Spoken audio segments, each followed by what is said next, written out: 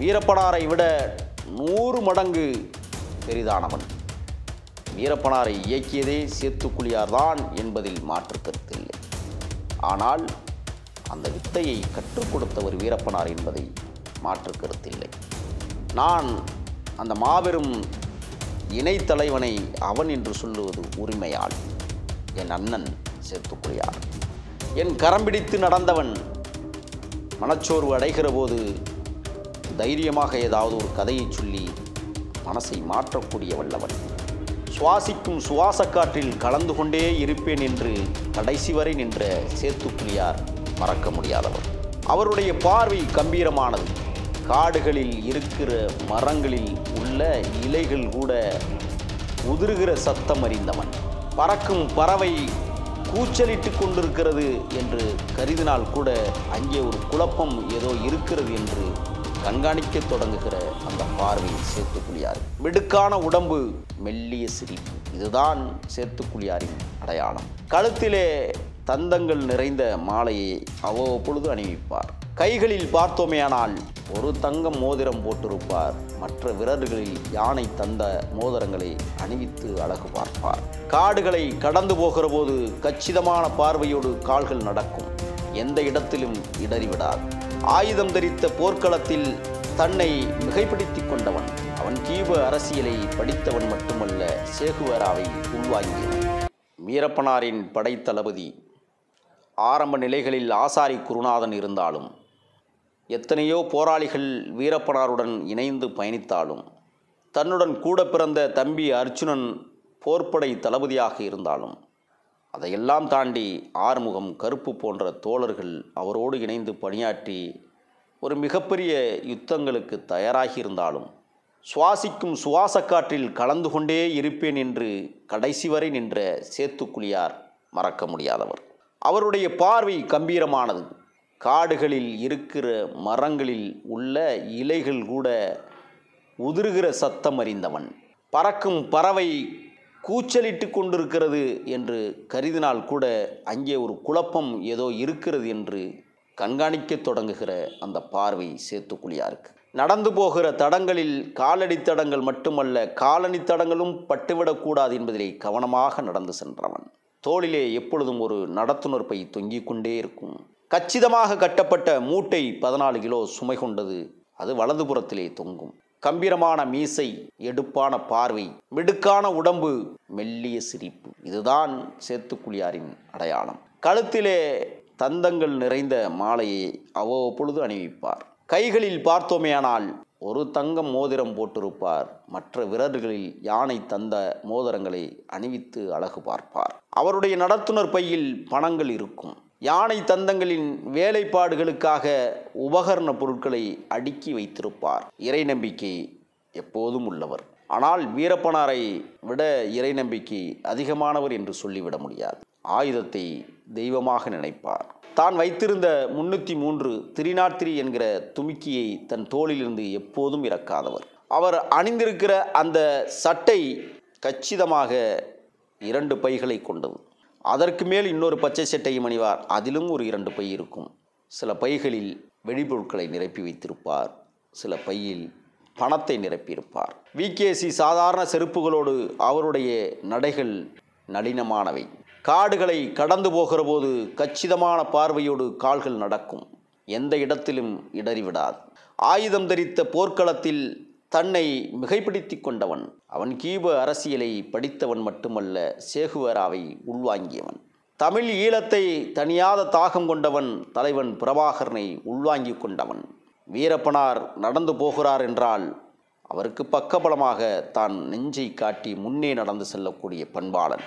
எதிரில் எந்த விலங்கு மாட்டினாலும் அல்லது எந்த விலங்கு சீண்டினாலும் இவனும் சீண்டி பார்ப்பான். தான் ஒருவனாகவே நின்று யானையோடு மோதி களம் கண்டவன். ஏன், தான் ஒருவன் கடந்து போகிற போது புலியையே வேட்டையாடியவன். எதற்கும் அஞ்சாதவன். இளைப்பாறுதல் என்பது அவனுடைய இளமை வயதில் இல்லவே இல்லை. அவன் இறக்கிற போது 36 அகவைதான். வீரப்பனார் அவர்கள் அஸ்கியிலே கோய்ந்தா என்று சொன்னால் கோடி முறை உற்று பார்க்கிற தன்மை. வறியவர்களுக்கும் எளியவர்களுக்கும் பணம் கொடுக்க வேண்டுமானால் 1000 கொடு என்று வீரப்பனார் உத்தரவிட்டாலும் கூட 5000 எடுத்து கொடுத்து அழகு பார்க்கிற தன்மை சேத்துக்குழியாருக்கு உண்டு. காடுகளில் மாமிசங்களுக்காக வேட்டையாடும் போதும் சரி, கச்சிதமாக ஒரே ஒரு தோட்டாவை பயன்படுத்தி அந்த ஒரு தோட்டாவில் மாமிசத்தை உருவாக்கி கொடுப்பவன். விழுந்த வனவிலங்கில் ஏதோ ஒன்றை அவன் களைவது, தோலை எடுத்து கரியை களைகிற தன்மை. அந்த மாமிசங்களை துண்டு துண்டாக வெட்டாமல் மாலை மாலையாக அவன் கரியை கோர்த்து வெட்டி கைக்கு எட்டிய மரக்கன்றுகளில் அருவாள் கொண்டு அந்த இலைகளை சீவி விட்டு கிளைகளில் மட்டுமே அந்த கரி துண்டுகளை காயப்போட்டு அழகு பார்த்தவன். நகைச்சுவை நிறைந்தவன், சிரிக்க மாட்டான். பக்குவமானவன், படித்து கொண்டே இருப்பான். ஒரு திட்டத்தை நிறைவேற்றுகிறோம் என்றால் அந்த திட்டத்தை நிறைவேற்றுவதற்கு உபகாரணிகள் என்ன என்பதை உற்று பார்ப்பான். எடுத்துக்காட்டு, ராஜகுமாரை அழைத்து வருகிற நிகழ்வில் அவன் நடத்திய ஒத்திகை. பலமுறை அதை கையாண்டிருக்கிறான். நான் அந்த மாபெரும் இணைத்தலைவனை அவன் என்று சொல்லுவது உரிமையால். என் அண்ணன் சேத்துக்குழியார் என் கரம் பிடித்து நடந்தவன். மனச்சோர்வு அடைகிற போது தைரியமாக ஏதாவது ஒரு கதையை சொல்லி மனசை மாற்றக்கூடிய வல்லவன்.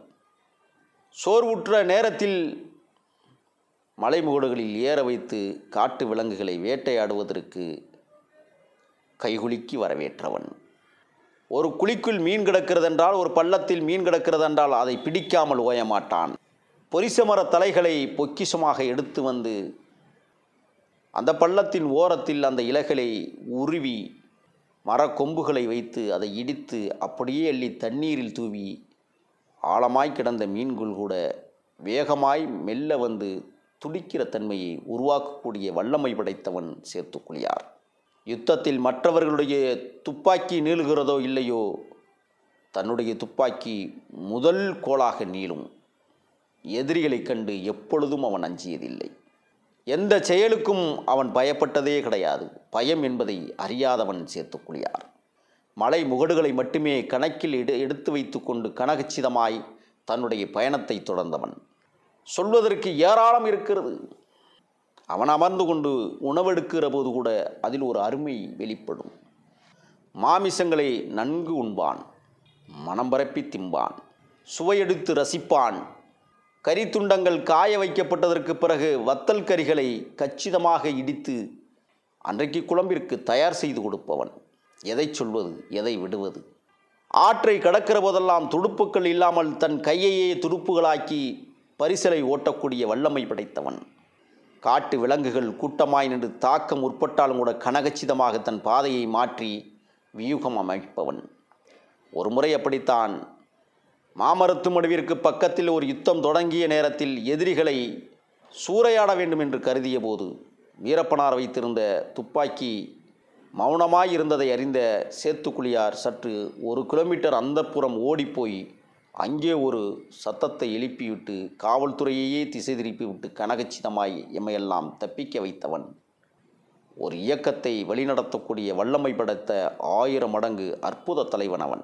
வீரப்பனாரை விட 100 மடங்கு பெரிதானவன். வீரப்பனாரை இயக்கியதே சேத்துக்குழியார்தான் என்பதில் மாற்று கருத்தில்லை. ஆனால் அந்த வித்தையை கற்றுக் கொடுத்தவர் வீரப்பனார் என்பதை மாற்று கருத்தில்லை. 52 அகவைகளுக்கு பிறகு முடிவெடுக்க முடியாத ஒரு சூழல் ஒரு மனிதனுக்கு வருமேயானால் அந்த முடிவையும் கச்சிதமாக எடுக்கக்கூடிய பக்குவம் 36 வயதில் சேத்துக்குழியாருக்கு ஒப்படைக்கப்பட்டது. இவ்வாறு தான் காடு கழனிகளில் எதிரிகள் யார் என்பதை சரியாக இனங்கண்டு அழிக்கக்கூடிய வல்லமை படைத்தவன். சக தோழன் யார் என்பதை கச்சிதமாக உணர்ந்து அவனை தன்வயப்படுத்தி உட்கார வைத்து பேசக்கூடியவன். மாரியாத்தா பாடல் கேசட்டில் போட்டதற்கு பிறகு மனம் பரப்பி தன் கைகளில் ஒரு துண்டை வைத்து கொண்டு வீரப்பனாரையும் ஆட வைத்து அழகு பார்க்கக்கூடியவன். இவனும் ஆடுவான் சேர்ந்தே ஒரே மாதிரி. 9/4/1992 காலை 11:20 மணிக்கு இந்த மாபெரும் தாக்குதல் சுரக்காய் மடுவிற்கு அருகில் தொடுக்கப்பட்டது. இதிலே மாண்டு போன அப்பாவி தமிழர்கள் கிளமன் என்கிற ஒரு பிரைவேட் டிரைவர் இதிலே பலியாக்கப்படுகிறார். தமிழ்நாடு அரசு அதிரடிப்படை வண்டியை இயக்கியவர் அவர்தான். இன்னொருத்தர் இருந்தார், கிளமெண்ட் என்கிற ஒரு நபர். அவர் ஆடுதிரடி கோபாலகிருஷ்ணனுக்கு உதவியாளராக இருந்தார். அவரும் இந்த விபத்தில் தப்பித்துக் கொள்கிறார். அடுத்து பார்த்தோமேனால் எம் சந்தாஸ் அவர்கள், இவர்கள் காவல்துறை கர்நாடக பகுதியைச் சேர்ந்தவர். அடுத்து சோழன் பேட்ச் நம்பர் 149, இவரும் தமிழ்நாடு காவல்துறையை சேர்ந்தவர். எம் செல்வம் பிசி நம்பர் 158, இவரும் தமிழக காவல்படையை சேர்ந்தவர். மகாதேவன் 1558 பேட்ச் நம்பர், இவரும் தமிழ்நாடு அதிரடிப்படையை சேர்ந்தவர். ராஜசேகர் 1648, இவரும் தமிழ்நாடு காவல்படையை சேர்ந்தவர். அடுத்ததாக இரசன் என்று சொல்லக்கூடிய வனத்துறையைச் சேர்ந்தவர், தமிழ்நாட்டு பகுதியைச் சேர்ந்தவர். இவரும் இதில் பழிவாக்கப்படுகிறார். அடுத்து விசி பெல்லண்ட் என்கிறவர் கர்நாடக பகுதியைச் சேர்ந்த காவல்துறை அதிகாரியைச் சேர்ந்தவர். அச்சுதானந்தா, இவரும் காவல்படையைச் சேர்ந்தவர், பேட்ச் நம்பர் 575. அடுத்து எம் புட்டுசுவாமி என்கிறவர் கர்நாடக பகுதியைச் சேர்ந்தவர், பேட்ச் நம்பர் 105. இவர் கர்நாடக அந்த ஊதா பேருந்தை இயக்கிய டிரைவர். டிஎன் லக்ஷ்மண், இவரும் கர்நாடக பகுதியைச் சேர்ந்த அதிரடிப்படையினுடைய காவல்துறை அதிகாரி, பேட்ச் நம்பர் 615. ஆக கிட்டத்தட்ட ஒரு 8 அதிகாரிகளை பலிகொண்ட சம்பவம் மட்டுமல்ல, 22 அப்பாவி மக்களும் இதிலே பலிகடாவாக்கப்பட்டார்கள். அந்த 22 பேரில் மிக முக்கியமானவர், மரியாதைக்குரிய சிறியவராக விளங்கிய அண்ணன் சேத்துக்குழியாருடைய அண்ணன் இதிலே சிக்கொண்டு சிதைந்து போகிறார். வீரப்பனாருடைய உறவினர்கள் என்று சொல்லக்கூடியவர்கள் ஒரு 6 பேர் இதிலே பலிகொள்ளப்படுகிறது. ஏமனூரை சேர்ந்தவர் 2 பேர் என்று மொத்தம் 22 பேருக்கு மேற்பட்டவர்கள் இதிலே இறந்து போகிற அந்த நிகழ்ச்சியை வீரப்பனார் வைத்த கன்னிவெடி தாக்குதலில் சிதைக்கப்பட்டது. இப்படித்தான் சேத்துக்குழியார் காடு கழனிகளில் மிக கச்சிதமாக தன் வாழ்க்கையை தொடர்ந்து கொண்டே இருந்தான் என்பது வரலாறு.